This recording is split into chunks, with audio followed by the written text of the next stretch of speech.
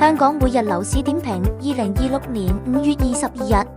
新盤市場持續熾熱，加上新盤貨尾庫存減少，發展商再度變陣出擊。原計劃於2年前推售的恆地大埔單幢新盤迎臨其後因市況欠佳轉賣為租，並於去年7月將物業轉為中文大學認可校外宿舍。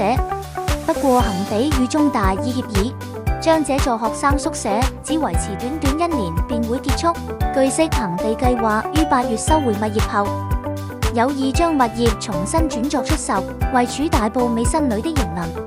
項目合共提供122伙住宅單位，主力提供1房及2房單位。去年年中起，物業轉為香港中文大學首個學生校外住宿，大學會為需要學生提供室友配對服務，確保住客都是中大學生，並將單位房型轉作雙人房及4人房，